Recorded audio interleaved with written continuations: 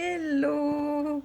Alors, je reprends une deuxième petite vidéo. Je remets mes lunettes parce qu'il faut que je lise les notes que j'avais prises il y a maintenant de ça fort longtemps, puisque c'était en 2013. Donc ça fait 6 ans, mais c'est toujours d'actualité, hein. C'était le 11 février 2013 et en fait, on s'aperçoit que ça n'a pas beaucoup évolué. Donc voilà, c'était pour dire, donc j'avais parlé la dernière fois du champ de cohérence, et donc il disait à l'époque que l'émotionnel humain était soumis à des pollutions sonores et électromagnétiques extrêmes qui le perturbaient et qui le fragilisaient de manière extrême, qui fragilisaient l'être humain. Et en fait, ça, c'est toujours d'actualité, hein, puisqu'on voit ce qui se passe sur la planète. Donc, on en est toujours. Il y a une évolution de conscience, mais il y a aussi pas mal de perturbations. Et donc, il m'avait expliqué à l'époque que le déploiement de l'ADN multidimensionnel ne pouvait se faire que si le champ d'information était rétabli au niveau du point zéro. Donc ça, c'est super important. Et le point zéro, c'est quoi? C'est quand le champ il est unifié. En fait, il est équilibré au niveau des polarités et il se déploie à travers la matière invisible. Donc l'ADN multidimensionnel, on est dans les particules subatomiques de la matière, donc dans l'infiniment petit de la matière. Bien évidemment qu'il est relié au génome humain, donc les 3% qui sont dans la matière, et donc il y a une interaction entre l'ADN multidimensionnel et l'ADN matériel, quoi. Donc il y a vraiment un pont entre le corps et l'esprit. Voilà, donc il m'avait donné l'image de la pierre qui était jetée dans l'eau. Et donc il m'avait expliqué, l'univers est traversé par des lignes de temps qui sont des fréquences spécifiques. Et quand nous déployons nos fréquences, nous touchons d'autres lignes de vie, d'autres fréquences du temps. Et nous ne pouvons pas toucher d'autres lignes de vie si nous ne changeons pas de fréquence. Donc ça, c'est hyper important. On ne peut pas toucher d'autres lignes de vie si on ne change pas de fréquence. Ça veut dire quoi? Ça veut dire que tant qu'on est dans la même fréquence, on va continuer à répéter indéfiniment les mêmes schémas de pensée, les mêmes schémas émotionnels et les mêmes actions. Donc pour changer, il faut basculer sur une autre fréquence et pour ça, il faut agir sur sa matière. Donc comme il m'avait dit, comment change-t-on de fréquence concrètement? J'avais posé la question. Il m'avait répondu, quand notre champ s'expanse, nous captons les nouvelles fréquences de vie, nous percevons les nouvelles lignes de vie. Donc ça veut dire quoi? Ça veut dire qu'en fait, quand vous faites une activité énergétique, soit la méditation, soit du yoga, soit du qigong, enfin toute activité qui a une influence épigénétique sur vos cellules, ça provoque quoi? Ça provoque une modification, ça envoie un signal en fait au niveau de la membrane cellulaire.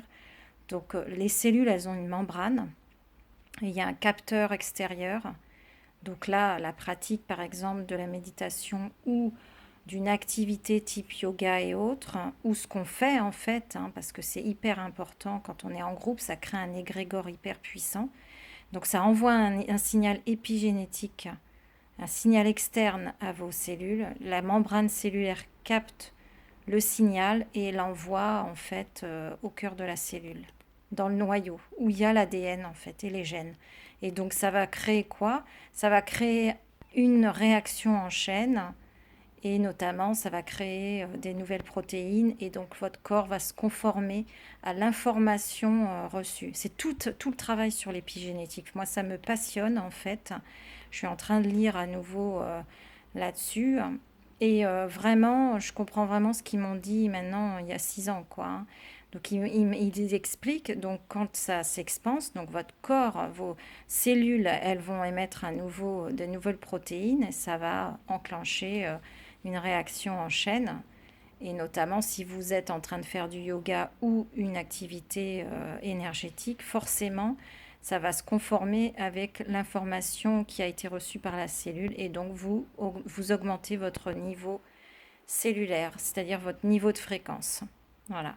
Ça se conforme, en fait, c'est épigénétique. Donc, bien évidemment que tout se conforme, c'est-à-dire que si vous êtes dans un environnement hyper stressant, vos cellules elles vont s'oxyder au bout d'un moment parce qu'en fait, le signal épigénétique, le signal externe reçu dans la membrane cellulaire, il crée un stress, au bout d'un moment, ça crée un stress oxydatif et du coup, oxydant, je ne sais plus comment on dit.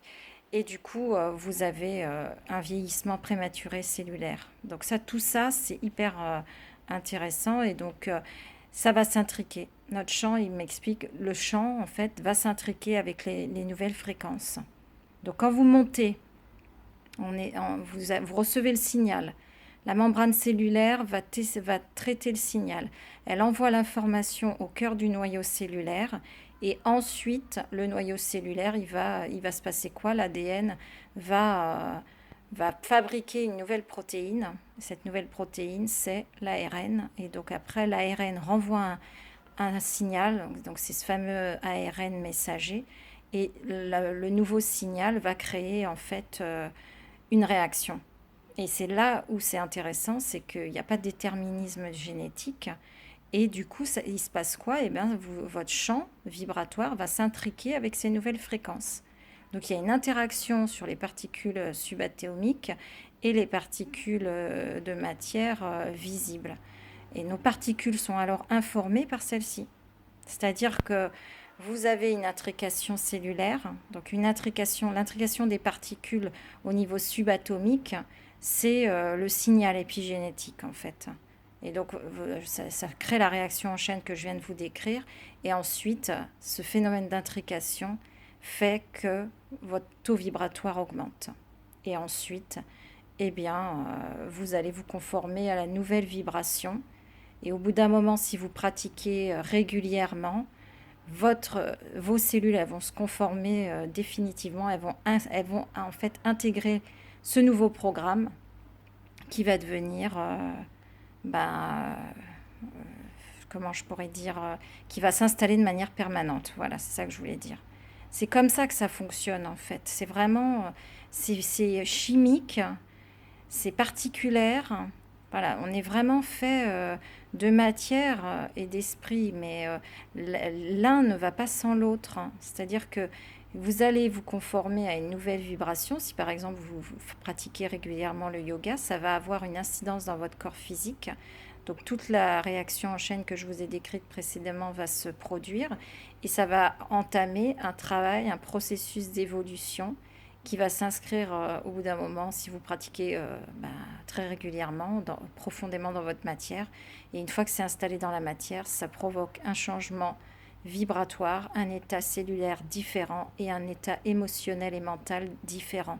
Donc c'est ça vraiment la clé du changement. Et c'est ce qu'on pratique en fait en pratiquant régulièrement. Quand on fait un travail de groupe, ça crée un égrégore quand on est très nombreux. Donc la puissance vibratoire, elle est décuplée en fait que quand on travaille seul. Donc c'est ça l'intérêt aussi, quand on est alignés tous au même moment sur les mêmes types de vibrations, eh bien ça crée un effet qui se décuple et du coup c'est pour ça que le travail en groupe est important aussi. Voilà. Donc les nouvelles fréquences de vie touchent nos particules et elles vont aller jusqu'au cœur de la cellule. C'est ce que j'expliquais. Voilà. Et donc après, ça crée, quand vous choisissez, vous pouvez aussi choisir des lignes de vie. On avait travaillé là-dessus, mais ça, je vous réexpliquerai une autre fois. Merci, à bientôt!